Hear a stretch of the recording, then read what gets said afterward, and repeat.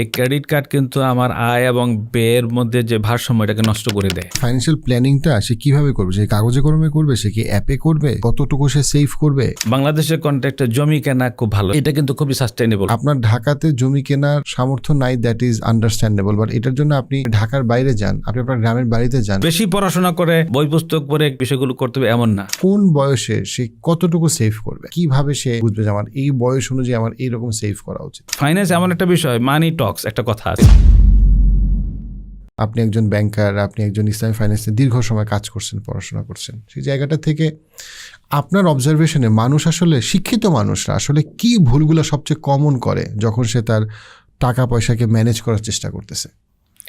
ধন্যবাদ, খুব একটা পার্টিনেন্ট প্রশ্ন আপনি করেছেন। আসলে এটা ভেরি কমন আমাদের সোসাইটিতে।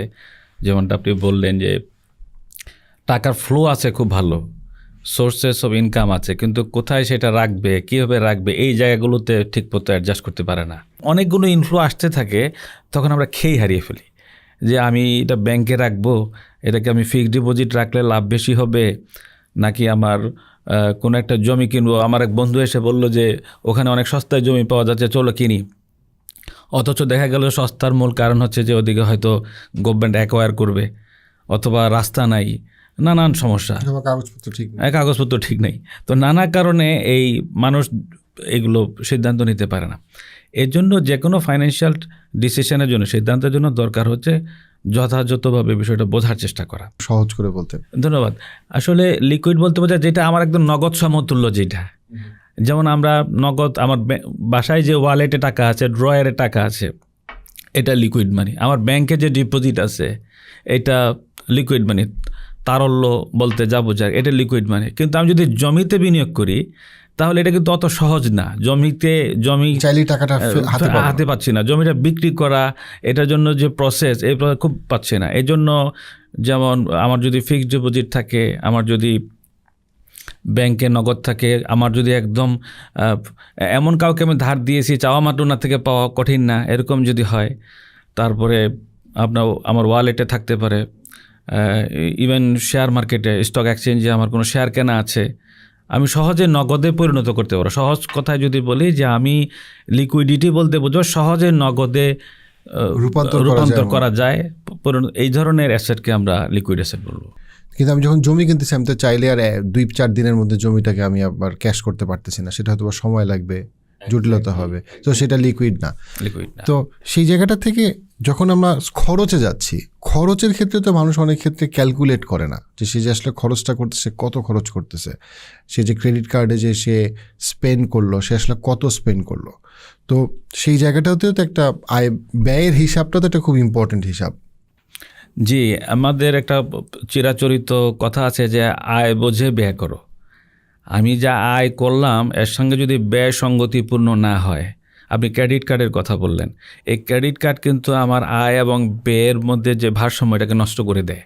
যদিও ক্রেডিট কার্ড বিপদের সময় এর চেয়ে খুব গুরুত্বপূর্ণ কোনো ডিভাইস হয় না, বিশেষ করে যারা আমরা ট্রাভেল করি তাদের জন্য এটা খুব গুরুত্বপূর্ণ।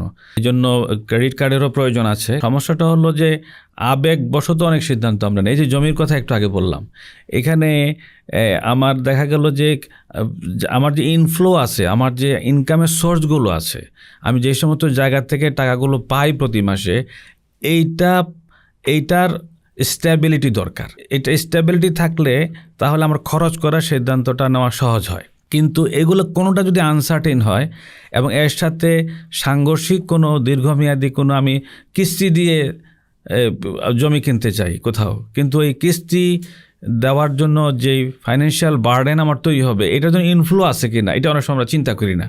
আমরা মনে করি 1 বছর তো কোনো সমস্যা হবে না দেখছি, কিন্তু আমি ওদিকে 5 বছরের একটা মিসম্যাচে চলে যাচ্ছে। 1 বছরের আমার ইনফ্লো আছে হয়তো, কিন্তু আমি আবার 5 বছরের একটা আউটফ্লোর দিকে টার্গেট করলাম।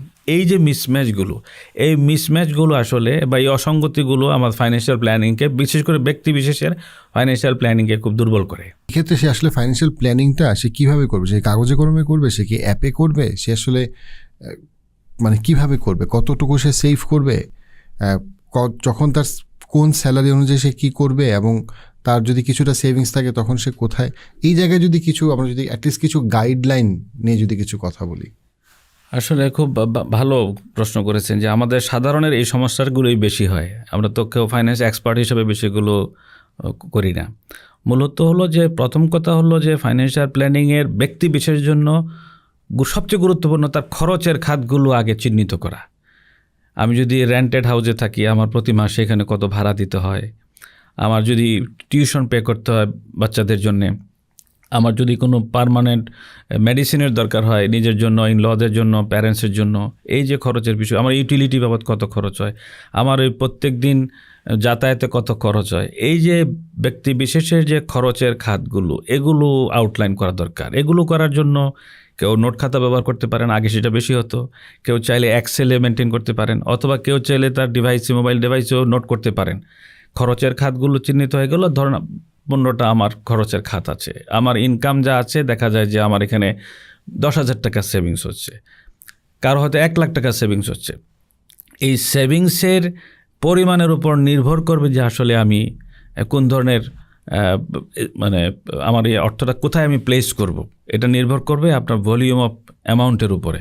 এমন যদি হয় যে আমার সামান্য কিছু সারপ্লাস থাকে, আমার 5,000 টাকা 10,000 টাকা হয়, তার জন্য সবচেয়ে ভালো হবে কোনো একটা ব্যাংকে একটা মেয়াদি ডিপিএস যেটাকে আমরা বলি, ডিপোজিট পেনশন স্কিমে টাকাটা রাখা।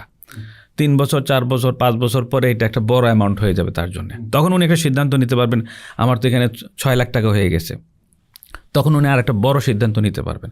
কিন্তু কারো ইনফ্লো হতে পারে 1 লাখ টাকা আসে, সেই ক্ষেত্রে তার একটু চিন্তা ভাবনা করার সুযোগ আছে যে আমার এই মুহূর্তে আমার কোনো পুঁজি নাই। তো সাধারণত মানুষ যেটা করে, মানুষ খুব নিরাপত্তাটা, ফাইন্যান্সিয়াল অব্লিগেশনের ব্যাপারে নিরাপত্তাটা খুব বেশি চিন্তা করে, যে আমার একটু মেয়ে বিয়ে দিতে হবে, তারপরে আমার হয়তো ছেলেকে বিদেশে পাঠাতে হবে, এই জন্য বড় কোনো অ্যাসেটে যাওয়াটা ঠিক হবে না। তাদের জন্য উচিত হবে ব্যাংকে ডিপোজিট করা, সবচেয়ে নিরাপদ। একজন মধ্যবিত্ত মানুষ সাধারণত তারা কি করেন, তাদের আয় ব্যয়ের যে অতিরিক্তটা থাকে এটা কিন্তু তারা তাদের ফিউচার সিকিউরিটির জন্য রেখে দেন, ভবিষ্যৎ নিরাপত্তার জন্য রেখে দেন। তাদের কিন্তু বিনিয়োগ করা এবং এটাকে অনেক বেশি বড় অ্যাসেটে কনভার্ট করা, এটা প্রাইমারি প্ল্যানিং থাকে না। তারা যা করেন, তারা করেন যে আমার মেয়েটার মেডিকেলে পড়াতে হবে, অথবা আমার ছেলেটাকে বিদেশে পাঠাতে হবে, তাকে ইঞ্জিনিয়ার বানাতে হবে। এই যে আমাদের স্বপ্নগুলো থাকে, এই স্বপ্ন পূরণের জন্য আমার অন্য কারোর কাছে যেন হাত পাততে না হয়, এই জন্য করে কি তাদের জন্য সর্বোত্তম জায়গা হচ্ছে যে কোনো একটা ভালো ব্যাংকে ডিপোজিট করা। এবং একটা পর্যায়ে যখন, এবং এটা খুব কাজে দেয়, কিন্তু আমাদের মধ্যবিত্ত কিন্তু এভাবেই সঞ্চয় করে। তারা কিন্তু যে জমি টমি কিনে তারপরে এটাকে অনেক বা শেয়ার মার্কেটে রেখে এরকম কিন্তু তারা করে না। তারা চায় যে এটা যেন তাদের এই মানে যে আর্ন মানি, যেটা হার্ড আর্ন মানি, যেটা এটা যেন প্রোটেক্টেড থাকে। এই প্রোটেকশনের জন্য ব্যাংকের কোনো বিকল্প নেই। আমরা যখন non banking institute, non banking কি মানে সলিউশন হতে পারে? নন ব্যাংকিং সলিউশনের মধ্যে যেমন ধরুন আমাদের স্টক এক্সচেঞ্জে বিনিয়োগের সুযোগ আছে, কিন্তু খুবই ঝুঁকিপূর্ণ। এটা শুধু বাংলাদেশ পার্সপেক্টিভ, গ্লোবালি এখানে অনেক নো হাউ দরকার, অনেক ফান্ডামেন্টাল জানা দরকার হয়। শেয়ার মার্কেটকে প্রভাবিত করে অনেক টেকনিক্যাল বিষয় আছে, তারপরে অনেক ফান্ডামেন্টাল বিষয় আছে। এই বিষয়গুলোতে খুব ভালো যদি কেউ না বোঝেন, তাহলে তার ওই মার্কেটে যাওয়াটা তার জন্য ওয়াইজ হবে না, তার জন্য এটা খুব ভালো সিদ্ধান্ত হবে না। এর বেশি বিকল্প হলো বাংলাদেশের কন্টেক্সটে জমি কেনা খুব ভালো। যদি আপনি আপনার গ্রামে কিছু আপনি জমি কিনতে পারেন, এটা কিন্তু খুবই সাস্টেনেবল, ফসল পাওয়া যায়, লিজ দেওয়া যায়, তারপরে প্রয়োজন মতো বিক্রিও করা যায়।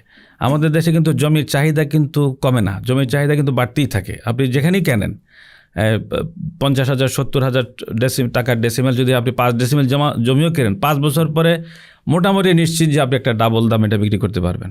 তো এটা একটা নিরাপদ বিনিয়োগ। তবে জমি কেনার আগে এর চেইন, এর ডকুমেন্ট, যেগুলো সাধারণত আমরা একজন ক্রেতা হিসাবে দেখতে পারি না, এগুলো একটু যাচাই বাছাই করে নিলে বাংলাদেশের কনটেক্সটে আমি মনে করি একজন মধ্যবিত্তে, যিনি স্বল্প আয়ের মানুষ বা যার অনেক রিসোর্স নাই, তার জন্যে জমিতে বিনিয়োগ করা একটা ভালো।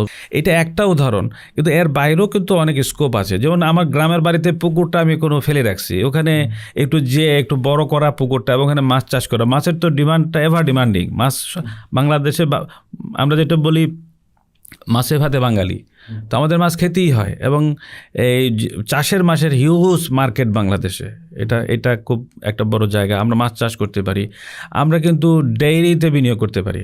আর ডেইরি ফার্ম বলতে 50টা 100টা কিছু লাগবে এরকম না, আমাদের এখানে কিন্তু গারলের খুব ভালো প্রোডাকশন হয়।